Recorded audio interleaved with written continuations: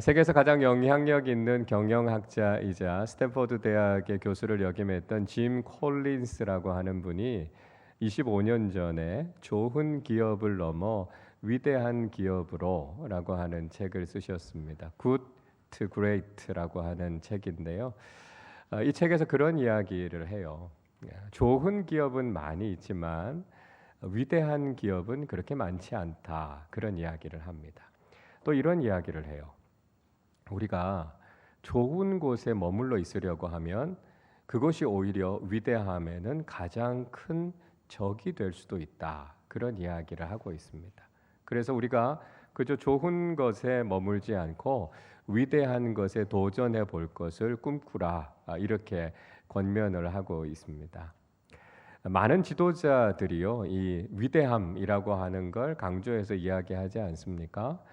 지금의 미국 대통령인 도널드 트럼프가 가진 중요한 정책 중에 하나가 마가라고 하는 정책이죠. Make America Great Again이라고 하는 말입니다. 다시 미국을 위대하게 하자라고 하는 슬로건 아닙니까? 많은 미국 사람들이 그 슬로건에 동조하게 됐고요. 그래서 트럼프가 다시 대통령에 당선될 수 있지 않았습니까? 미국이 가지고 있었던 과거의 영광, 세상을 향한 영향력을 다시 회복하자라고 하는 이야기에 사람들의 가슴이 뛴 것이죠. 이 위대함이라고 하는 단어는 언제 어디서나 우리의 가슴을 설레게 하는 단어인 것 같습니다. 이스라엘 사람들에게는요, 다윗이라고 하는 이름이 가장 위대한 이름으로 가슴에 기억되고 있습니다. 여러분 잘 아시는 것처럼 이스라엘의 국기 한 가운데에 육각형의 별이 있는데 그 별이 다윗의 별이지 않습니까? 다윗이 다스렸던 시대가 이스라엘 역사상 가장 찬란했던 시대고 지금도 어떻게 하면 그 시대의 영광을 다시 찾을 수 있을까라고 하는 기대를 가지고 있습니다. 그러다 보니까 심지어는 유대인들이 예수님을 향해서도 당신은 다윗의 나라를 다시 세울 후손이시다. 그렇게 노래하지 않았습니까? 마가복음 11장 9절 10절에서 예수님께서 예루살렘에 입성할 때 사람들은 이렇게 노래합니다. 앞에서 가고 뒤에서 따르는 자들이 소리 지르되 호산나 찬송하리로다 주의 이름으로 오시는 이여 찬송하리로다 오는 우리 조상 다윗의 나라여 가장 높은 곳에서 호산나 하더라. 이렇게 노래합니다. 그러니까 예수님은 다윗의 왕국을 이어갈 후손이시라는 거예요. 그래서 다윗의 왕국을 다시 세워서 로마의 압제로부터 우리를 구원해 주실 메시아가 바로 예수님이시다. 그렇게 노래한 것이죠. 그래서 그들은 적어도 이스라엘에서 가장 찬란했던 시기, 가장 영광스러웠던 시기가 바로 다윗이 다스렸던 시대다라고 하는 것에 대해서 이견이 없습니다. 여러분, 이 세상을 살아가는 많은 사람들은 저마다 다 위대함을 꿈꾸면서 살아갑니다. 어떻게 하면 세상에서도 높아질 수 있을까? 어떻게 하면 이 세상에서 내가 더 탁월한 삶을 살아갈 수 있을까라고 하는 관심을 가지고 살아가고 있습니다. 그렇기 때문에 우린 여기에서 하나 질문해 보아야 해요. 세상 사람들이 이야기하는 그 위대함이 정말 신앙인인 우리가 추구해야 하는 위대함과 같은 것일까요? 세상 사람들이 이야기하는 것처럼 내가 세상적으로 대단한 사람이 되고 유능하고 특별한 자질을 가진 사람이 되는 것이 정말 우리의 인생을 위대하게 만들어주는 것이겠습니까? 우리가 진짜 위대한 인생이 될 수 있는 힘은 무엇이겠습니까? 우리는 오늘 다윗의 고백을 통해서 그 위대함이 과연 어디에서 오는지 말씀을 함께 생각해 보려고 합니다. 처음에 다윗은 별로 대단한 사람이 아니었습니다. 사실 다윗은요, 이 위대함과는 좀 거리가 먼 사람이었습니다. 다윗의 직업이 무엇이었습니까? 여러분 잘 아시죠? 양치기 목동이었습니다. 당시에 양을 치는 일이라고 하는 건 굉장히 하찮은 일이었어요. 지금도 이스라엘과 중동 주변에 가면 양을 치는 베두윈이라고 하는 유목민들이 있습니다. 아주 천한 일이었어요. 당시의 강대국이었던 이집트에서는 그렇게 유목을 하고 양을 치는 일들을 아주 혐오스럽게 여길 정도로 그렇게 아주 천대시하는 일이 양치는 일이었다라고 하는 것이죠. 그래도 뭔가 좀 대단한 인생이라고 하면 왕이나 관리 정도 되는 정치적인 지도자들 정도 되든지, 아니면 제사장이 돼서 종교적인 권력을 가지고 있는 사람 정도가 돼야 그 정도 관심을 기울일 사람이지, 양치는 사람이 그렇게 주목할 만한 그럴 만한 사람은 아니었습니다. 심지어 다윗은 자신의 가정에서도 홀대받는 아들이었습니다. 다윗이 골리앗과의 싸움에 나설 때 자기가 양칠 때 어떤 경험이 있었는지에 대한 이야기를 합니다. 아무래도 좀 젊고 어린 이 청년 다윗이 그래도 잘 준비된 블레셋의 거인 적장과 싸워서 이길 수 있겠나, 사람들은 반신반의했습니다. 그때 다윗은 사무엘상 17장 36절에서 이렇게 이야기해요. 주의 종이 사자와 곰도 쳤은즉 살아계시는 하나님의 군대를 모욕한 이 할례받지 않은 블레셋 사람이리까 그가 그 짐승의 하나와 같이 되리이다 이야기합니다. 그러니까 다윗이 양을 칠 때 가끔 사자나 곰 같은 맹수들이 나타났다는 거예요. 그리고 양떼 중에 몇 마리를 이렇게 물어서 갔다는 겁니다. 그러면 다윗이 끝까지 뒤쫓아가서 그 입에 물려있는 양들을 구출해냈다는 것이죠. 맹수들이 자신을 위협하면 자기가 생명을 걸고 싸워서 그 맹수들을 이겼다는 겁니다. 그러니까 저 장소와 싸워서도 내가 이길 수 있다, 이렇게 지금 이야기하고 있는 거예요. 여러분, 이 이야기는 다윗이 얼마나 용맹스러운가라고 하는 것을 증명해 주는 말이기도 하지만, 동시에 당시에 양을 친다라고 하는 것이 이렇게 위험한 일이었다라고 하는 것을 이야기해 주고 있습니다. 여러분, 한번 생각해 보십시오. 가정에서 참 귀하고 사랑하는 아들을 이렇게 위험한 일에 보내겠습니까? 절대로 그렇지 않을 겁니다. 그런데요, 다윗은 이 집의 막내 아들이었음에도 불구하고 그 집안에서 그 위험한 양치는 일을 도맡아서 했던 아들이었습니다. 그뿐만이 아니었죠. 다윗은 그 집에서 아들 취급을 제대로 받지 못한 일도 있었습니다. 하나님께서 사울을 왕으로 세우시고 나서 후회하셨어요. 그리고 이새의 아들들 가운데 이스라엘의 새로운 왕을 세우려고 하셨습니다. 하나님께서 사무엘 선지자를 이새의 집에 보내서 이새의 아들들 가운데 차기 왕을 세울 것이라고 말씀하셨어요. 사무엘이 이새의 집에 도착해서 아들들을 다 불러 모아서 제사에 참석하게 하라, 이렇게 이새에게 부탁했습니다. 그런데 그 모여있는 아들 중에는 하나님께서 다음 이스라엘 왕으로 세울 만한 사람이 없다고 말씀하셨을 때 비로소 이새는 그때 아들이 하나 더 있다는 이야기를 실토합니다. 사무엘상 16장 11절은 이렇게 말씀하죠. 또 사무엘이 이새에게 이르되 내 아들들이 다 여기 있느냐? 이새가 이르되 아직 막내가 남았는데 그는 양을 지키나이다. 사무엘이 이새에게 이르되 사람을 보내어 그를 데려오라. 그가 여기 오기까지는 우리가 식사 자리에 앉지 아니하겠노라. 사무엘이 아들들을 다 불러 모아서 제사를 드리고 그 중에서 하나님께서 택하여 기름 부어 세우는 사람을 이스라엘의 차기 왕으로 세우겠다고 말씀했었어요. 그런데 그 자리에 다윗은 없었습니다. 하나님의 선지자가 와서 다음 이스라엘의 지도자를 세우는 그 중요한 자리에 이새는요, 막내 아들 다윗을 양 지키는 일 때문에 거기 보내고 부르지 않았다라고 하는 거예요. 다윗이 가정 속에서도 철저하게 소외된 삶을 살았다라고 하는 것을 보여주고 있습니다. 그런데 하나님께서는 그런 다윗, 한낱 양치기에 불과했던 다윗을 부르셔서 이스라엘의 왕으로 세우셨다는 것이죠. 오늘 본문 8절 말씀 우리 같이 읽겠습니다. 그러므로 이제 내 종 다윗에게 이와 같이 말하라. 만군의 여호와께서 이와 같이 말씀하시기를 내가 너를 목장 곧 양을 따르는 데에서 데려다가 내 백성 이스라엘의 주권자로 삼고. 하나님은 다윗이 양치기 목동이라는 것 알고 계셨습니다. 다윗이 얼마나 연약하고 부족한 사람인가라고 하는 것 하나님도 다 알고 계셨어요. 그럼에도 불구하고 하나님께서는 다윗을 찾아가셨고 그를 세워주셨습니다. 그래서 그를 하나님 나라의 일꾼으로 세워주신 거예요.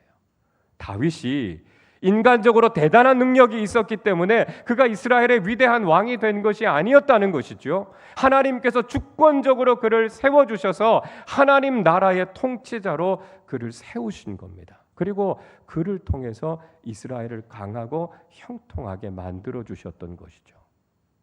오늘 9절 말씀도 우리 같이 한번 읽어보겠습니다.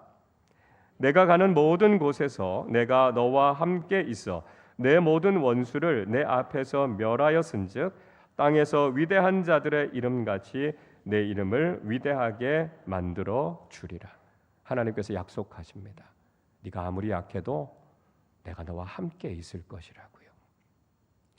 다윗이 지도자로 살아가는 동안 다윗을 괴롭히고 다윗을 공격하고 다윗을 힘들게 하는 대적들이 많을 것이라고 말씀하셨습니다. 그러나 하나님께서 그와 함께 하셔서 그 모든 대적들을 다 물리치게 하시겠다고요. 세상에 위대하고 대단한 사람들 많겠지만 그 사람들과 비교해서도 가장 위대한 이름을 다윗에게 주겠다고 말씀하셨습니다. 하나님께서 세워주시니까요. 양치기 다윗이 가장 위대한 인생으로 세워지게 됐다고 말씀하고 있습니다. 여러분, 우리는 이 말씀을 통해서 위대함의 비결이 어디에서 오는지를 깨닫게 됩니다. 간혹 우리는 우리가 가지고 있는 인간적인 모습 때문에 두 가지의 잘못된 생각에 빠지게 될 때가 있습니다. 하나는 우리 자신이 인간적으로 너무 하찮게 보여서 우리는 하나님 앞에 쓰임 받을 수 없어. 그렇게 자포자기하는 마음을 갖게 될 수 있다는 거죠. 이런 인간적인 생각, 이런 태도 때문에 자기 인생을 망가뜨리는 사람들이 참 많습니다. 여러분, 연약해도 괜찮고요. 부족하고 모자라도 괜찮습니다. 한낱 양치기에 불과했던 다윗이었지만 하나님께서는 그의 인간적인 면모 전혀 문제 삼지 않으셨어요. 하나님께서 그를 선택하시고 하나님께서 그에게 능력과 지혜를 부어주셔서 하나님이 세워주시면 언제든지 하나님 안에서 아름다운 인생이 될 수 있다는 것을 보여주고 계시다는 것이죠. 우리가 아무리 부족해도요, 우리가 인간적으로는 아무리 연약하다 할지라도 위대하신 하나님께서 함께 하시고 세워주시는 인생이라면 누구든지 주님 앞에 쓰임 받을 수 있다는 것을 우리는 기억해야 된다는 것입니다. 다른 하나는요, 자신이 가지고 있는 인간적인 조건, 자질을 드러내서 우리 스스로가 위대해지려고 한다는 것입니다. 그래서 사람들은요, 자기가 가지고 있는 능력, 조건, 이런 것들을 자랑하는 경우들이 참 많이 있습니다. 물론 이런 노력이 불필요하다는 게 아니에요. 우리가 해야 될 노력들은 반드시 해야 하죠. 근데 문제는 무엇입니까? 우리가 가지고 있는 걸 자꾸 자랑하다 보면 우리가 교만해지기 쉽다는 거예요. 하나님은 그 교만을 깨트리시고 심판하시는 하나님 아니십니까? 오히려 하나님 앞에서 겸손하게 서는 사람들을 하나님께서 높이 들어서 존귀하게 하시는 분이 하나님이시고요. 그 겸손한 사람들을 하나님께서 위대하게 사용하신다는 거예요. 그래서 다윗은 역대상 29장 11절에서 이렇게 고백하지요. 여호와여, 위대하심과 권능과 영광과 승리와 위엄이 다 주께 속하였사오니 천지에 있는 것이 다 주의 것이로소이다. 여호와여, 주권도 주께 속하였사오니 주는 높으사 만물의 머리이심이니이다 고백합니다. 다윗은요, 위대하심이 하나님께 있다고 고백했습니다. 자기의 부족함을 알아요.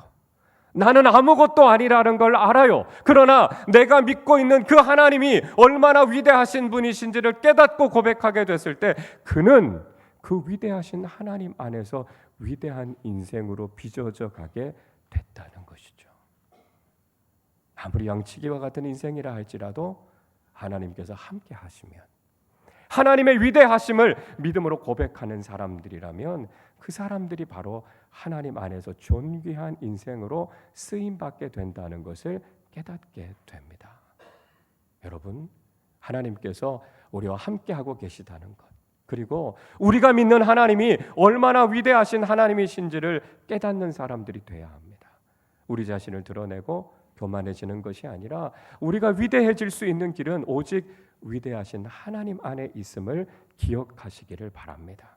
내가 얼마나 대단한 사람인지, 내가 얼마나 많은 능력을 가지고 있는지가 중요한 것이 아니라 천지 만물을 창조하시고 지금도 세상을 다스리시는 그 하나님 안에 위대하심이 있음을 믿음으로 고백할 때 우리도 다윗처럼 존귀한 인생이 될 수 있다는 것을 꼭 기억하실 수 있기를 바랍니다. 자, 여러분, 그러면 위대한 인생은 어떤 특징이 있을까요? 먼저 위대한 인생은 하나님께서 주시는 평안함을 누리게 됩니다. 오늘 10절의 말씀에 보니까요, 하나님께서 이스라엘을 위해서 한 곳을 택하셨다 이렇게 말씀해요. 그리고 그곳에서 평안하게 살게 하시겠다 이렇게 말씀하고 있습니다. 다윗이 처음 왕으로 세워진 곳은 헤브론이라는 곳이었습니다. 그곳에서 7년 반 동안 통치하게 되죠. 그리고 하나님께서 다윗을 예루살렘으로 옮기게 하십니다. 예루살렘에서 3년 동안 다스리게 되죠. 다윗은 예루살렘에 다윗성을 세웠고요. 그것이 이스라엘의 중심이 됩니다. 예루살렘에서 다스리는 다윗의 통치는 강력했고요. 이스라엘은 역사상 가장 위대한 왕국을 세우게 되죠. 11절에서도 이렇게 말씀합니다. 전에 내가 사사에게 명령하여 내 백성 이스라엘을 다스리던 때와 같지 아니하게 하고 너를 모든 원수에게서 벗어나 편히 쉬게 하리라. 여호와가 또 내게 이르노니 나 여호와가 너를 위하여 집을 짓고 이렇게 말씀합니다. 그러니까 하나님께서 다윗의 인생을 지켜주시겠다는 거예요. 사사시대처럼 하나님께서 이스라엘을 다시 혼란스럽게 만들지 않고 하나님께서 다윗이 통치하는 그 이스라엘을 평안하게 하시겠다는 거죠. 위대한 인생은 하나님께서 주시는 평안함을 누리게 된다는 것이죠. 여러분, 세상에서 성공한 사람들도요, 불안함과 조바심을 가지고 살아가는 경우들이 많습니다. 인기가 많고 대중들의 사랑을 받는 유명한 사람들도요, 공황장애나 우울증에 빠져서 살아가는 경우들이 많아요. 소유가 많다고 해서 걱정, 근심이 저절로 사라지는 것 아닙니다. 잘 나가는 인생을 살아가는 사람들의 삶에도요, 그늘이 있고 어둠이 있는 거 우리 참 많이 보게 되지 않습니까? 겉으로 보면 화려해 보이지만 그 인생의 내면을 들여다보면 너무너무 어둡고 불행한 삶을 살아가는 사람들이 많이 있습니다. 그런데요, 하나님께서 세워주시는 인생은 세상적으로 우리가 어떤 모습이라 할지라도 평안함을 누리면서 살아간다는 거예요. 소유의 많고 적음과 상관없이, 신분의 높고 낮음과 상관없이 하나님께서 주시는 참된 평안함을 누리는 거죠. 인생을 다 휩쓸어 버릴 것 같은 삶의 위기가 찾아오지만 그 한가운데에서도 평안함을 누리면서 살아가는 삶은요, 진짜 위대함의 경지에 이른 사람이라고 할 수 있습니다. 위대한 인생은 이렇게 하나님께서 주시는 참된 평안함을 누리면서 살아가게 된다는 것이죠. 둘째로, 위대한 인생은 하나님께서 그 자손들에게도 복을 주십니다. 12절과 13절 같이 읽겠습니다. 내 수완이 차서 내 조상들과 함께 누울 때에 내가 내 몸에서 날 내 씨를 내 뒤에 세워 그의 나라를 견고하게 하리라. 그는 내 이름을 위하여 집을 건축할 것이요 나는 그의 나라 왕위를 영원히 견고하게 하리라. 하나님께서 다윗에게 주셨던 복이 다윗 당대에 끝나지 않을 것이다 이렇게 말씀하셨어요. 다윗도 결국은 나이 들어서 죽게 되겠죠. 그래서 하나님 주신 형통의 은혜가 거기에서 끝나버린 게 아니었습니다. 하나님께서 그 몸에서 후손들을 나게 하실 것이고 그들을 통해서 그 왕위를 계속해서 이어가게 하시겠다는 거예요. 심지어는 다윗이 하지도 못한 위대한 일들을 후손들을 통해서 하게 하시겠다는 거죠. 다윗이 짓지 못한 성전 그의 아들 솔로몬을 통해서 짓지 않았습니까? 그의 후손들을 통해서 남유다의 나라들이 더 부강하게 세워지는 일들을 경험하게 되지 않았습니까? 그 왕위를 계속해서 이어가게 하시는 하나님의 은혜를 경험하게 된다는 거예요. 비록 그 후손들이 때로는 하나님 앞에서 잘못해서 책망을 받게 될 수도 있겠지만 하나님께서는 사울 집안처럼 하나님의 은총을 다 빼앗아 가버리지는 않으시겠다 말씀하셨습니다. 16절에서도 이렇게 말씀합니다. 내 집과 내 나라가 내 앞에서 영원히 보존되고 내 왕위가 영원히 견고하리라 하셨다 하라 말씀합니다. 다윗의 나라, 다윗의 왕국을 하나님께서 그 후대에도 계속 지켜주시겠다는 거예요. 그리고 다윗의 후손인 예수 그리스도를 통해서 영적인 하나님의 나라를 계속해서 이어가시겠다라고 하는 하나님의 약속의 말씀을 주신 거죠. 여러분, 위대한 인생은 바로 그 복이 그 다음 세대까지 이어지게 된다는 것을 보여주고 있습니다. 자, 그런 차원에서 다윗은 남유다 히스기야 왕보다도 더 위대한 왕이었다라고 하는 걸 알게 됩니다. 히스기야도 참 선하고 좋은 왕이었습니다. 그러나 다윗과 히스기야의 결정적인 차이가 뭐냐 하면 다윗은 자신이 믿음의 삶을 살아서 후대가 복을 받았지만 히스기야는 자신의 잘못 때문에 그 후대가 어려움을 겪게 됐다는 것입니다. 히스기야는 하나님께서 기적적으로 자신의 병을 치료해 주신 것 때문에 마음이 교만해졌어요. 그래서 하나님께 영광을 돌리기보다는 자기 자랑을 하게 됩니다. 바벨론의 사신들이 찾아왔을 때 자신이 어떤 은혜를 경험했는지, 자신이 어떤 영광을 누리고 있는지, 자신이 가지고 있는 부귀영화가 어떤 것들인지를 마음껏 자랑했습니다. 하나님께서 선지자를 통해서 그게 잘못됐다고 책망하셨죠. 그런데 히스기야 당대에는 그 재앙이 내리지 않을 것이고 그 후손들이 바벨론의 포로로 끌려가게 될 것이다 예언하셨습니다. 그때 히스기야가 어떻게 반응합니까?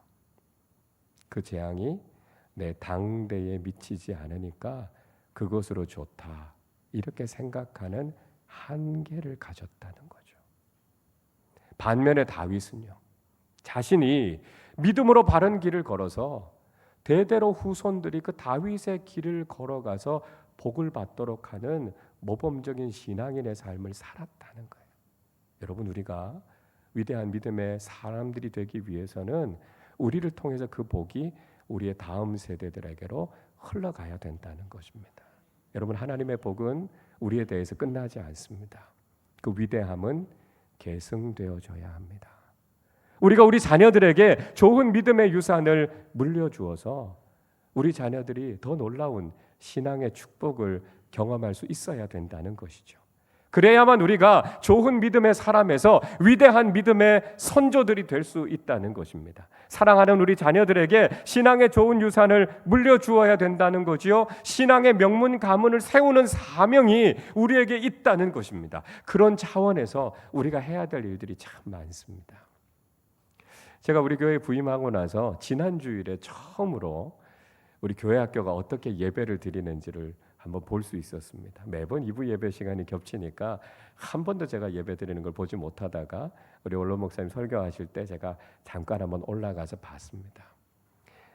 우리 교회 2층과 4층에서 우리 교회의 내일이 아름답게 꽃피고 있었습니다.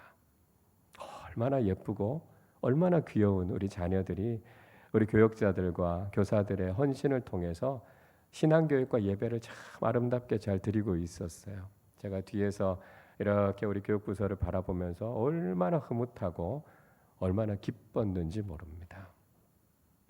그러면서도 동시에 좀 미안한 마음이 들었어요. 우리가 좀 더 아이들에게 좋은 환경을 제공해 줄 수 없을까? 그런 마음들이 들었어요. 우리 어른들은 우리 교회에서 가장 좋은 이 장소에서 우리가 정말 편안하게 예배 드리고 있는데 우리 자녀들은 여전히 좁고 불편한 곳에서 예배 드리고 있어요. 그래서 우리 자녀들을 위해서 좀 더 잘해 줄 수 있어야 되겠다. 우리 교회의 내일을 위해서, 우리 다음 세대들을 위해서 우리가 좀 더 헌신하는 마음을 가져야 되겠다. 그 생각이 들었습니다. 우리가 꽃이 돼서 모든 것을 다 누리는 것이 아니라 우리 부모 세대들이 밑거름이 되어서 어떻게든지 우리 자녀들이 더 풍성한 열매를 맺을 수 있도록 헌신하는 삶을 살아야 되겠다, 그 마음이 들었습니다. 우리의 위대함은 우리의 자녀들에게로 이어져 가야 되고요, 우리보다도 하나님 앞에 더 귀하게 쓰임받는 자녀들이 세워질 때 비로소 우리의 신앙은, 우리의 삶은 하나님 앞에서 더 존귀한 삶이 된다라고 하는 것을 우리는 잊지 말아야 되겠다는 것입니다. 셋째로요, 위대한 인생은 하나님께서 약속하신 말씀이 이루어집니다. 17절 같이 읽겠습니다. 나단이 이 모든 말씀들과 이 모든 계시대로 다윗에게 말하니라. 나단이 하나님의 말씀을 전했습니다. 나단이 다윗을 축복했어요. 나단이 축복한 건 세상적인 말이 아니었습니다. 세상적으로 이렇게 하면 당신 잘 될 겁니다, 번영할 겁니다, 성공할 겁니다, 그 얘기한 게 아니에요. 하나님께서 약속하신 말씀이 당신의 삶에 이루어질 겁니다. 하나님의 계시의 말씀이 당신을 통해 이 나라에 성취될 겁니다. 하나님의 약속의 말씀이 이루어질 때 우리 인생은 위대해진다는 거죠. 우리가 세상적인 방법을 붙잡고 세상의 사람들을 붙잡는 것에서 위대함이 오는 것이 아니라 하나님의 약속의 말씀을 붙잡을 때, 그 말씀이 이루어질 때 우리의 인생은 비로소 위대해질 수 있다는 것을 우리는 깨달아야 한다는 것입니다. 세상 사람들은요, 세상에서 높아지기 위해서 힘 있는 사람들을 의지합니다. 세상의 방법을 따라가요. 소위 말하는 줄을 잘 서야 된다고 이야기하고 세상의 처세술에 밝아야 된다고 생각하죠.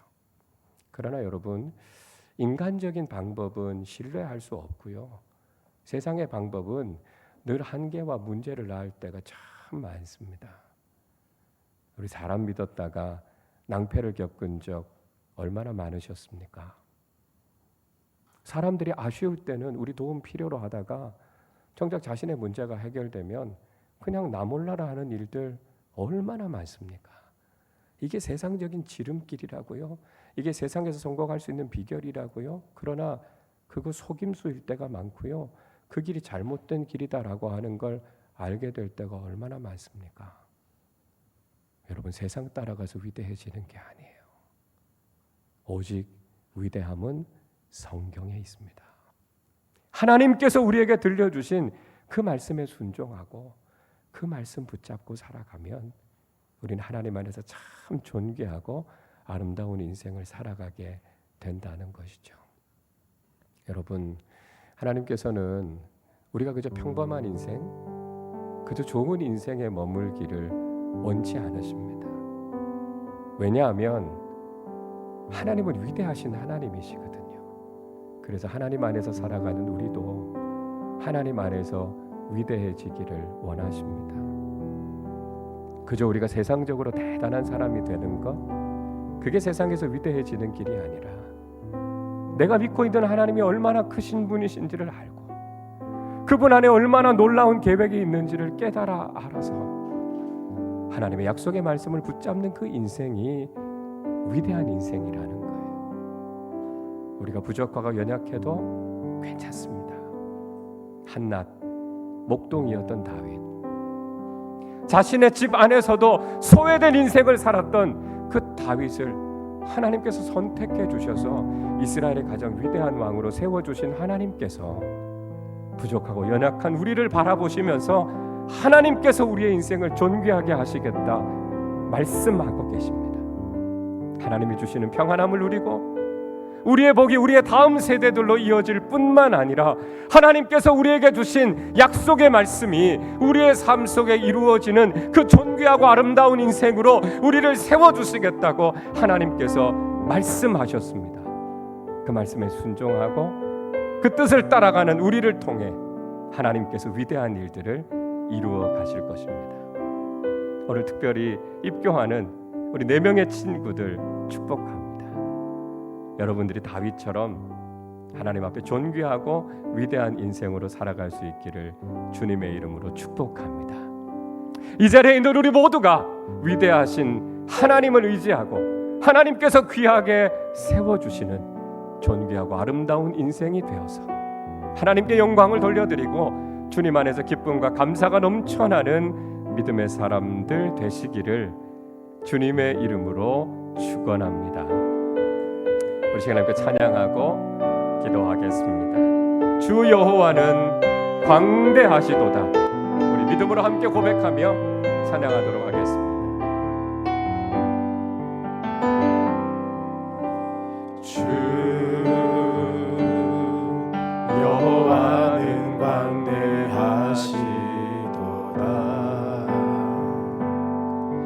그 거룩한 하나님 성에서 찬양할지어다.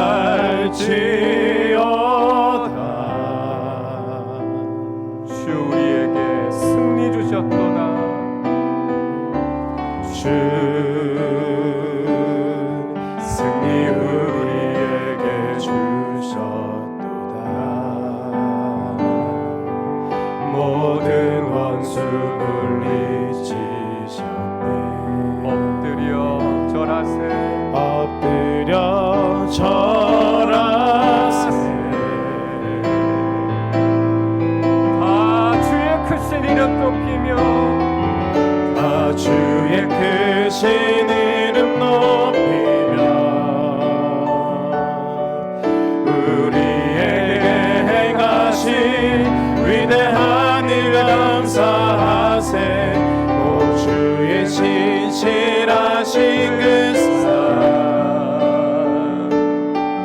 온 땅과 하늘 위에 계셔 홀로 영원하신 이름. 주의 크신 이름 높이며 다 주의 크신 이름 높이며 우리에게 행하신 위대한 일 감사하세. 오 주의 신실하신 그 사랑 온 땅과 하늘 위에 계셔 홀로 영원하신 이름. 여러분 그렇습니다.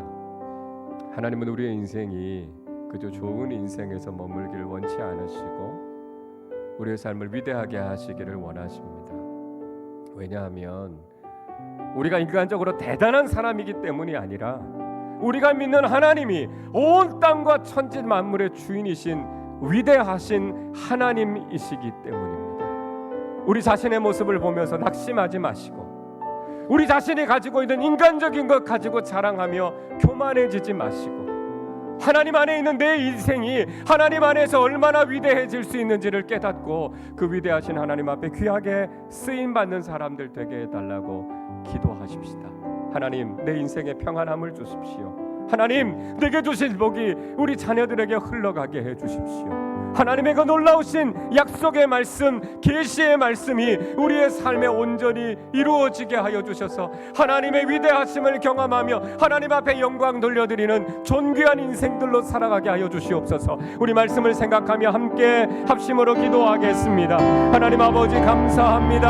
하나님 한낱 양치기였던 다윗을 선택하여 주셔서 하나님 주권적으로 그를 세워주시고 이스라엘의 역사를 새롭게 하셨던 것처럼 하나님 부족하고 연약한 우리를 주님 택하셔서 하나님 안에서 존귀한 인생으로 사용하여 주실 줄로 믿습니다. 하나님 아버지 우리가 그저 인간적으로 대단한 사람이기 때문이 아니라 하나님께서 위대하신 하나님이시기에 하나님 안에서 살아가고 있는 우리가 얼마나 위대해질 수 있는지를 다시 한번 깨달아 알게 하여 주옵소서. 하나님 아버지 우리의 부족하고 연약한 모습 때문에 낙심하지 않게 하여 주시고 우리의 인간적인 것들을 자랑하며 교만해지지 않게 하시고 나를 다스리시고 내가 믿고 있는 하나님이 천지 만물의 주인이 되시는 위대하신 하나님이심을 선포하며 주님 안에서 존귀한 인생을 살아가는 믿음 믿음의 사람들이 되게 하여 주시기를 원합니다. 하나님, 나를 통해 하나님께서 우리의 가정을 새롭게 하시고 공동체를 새롭게 하시고 하나님께서 나를 바르게 세워 혼란스러운 이 나라와 이 민족을 바르게 세워 가실 것을 믿습니다. 어둠 가운데 있는 이 나라와 이 세상 속에 하나님 우리를 귀하게 세워주셔서 하나님의 나라를 세우며 하나님의 뜻을 이루어가며 다윗과 같이 이 시대와 이 나라를 새롭게 하는 하나님 나라의 일꾼들로 세워주셔서 하나님 영광 받아주시고 우리의 삶을 통해 하나님의 놀라운 일들이 이루어지게 하여 주시기를 간절히 소원합니다. 하나님, 연약하고 부족하지만 우리 자신을 하나님 앞에 드리고 하나님 앞에 쓰임받기를 원하는 하나님의 사람들을 주님께서 귀하게 사용하여 주셔서 하나님의 위대하신 일들을 이루어 가실 것을 믿습니다.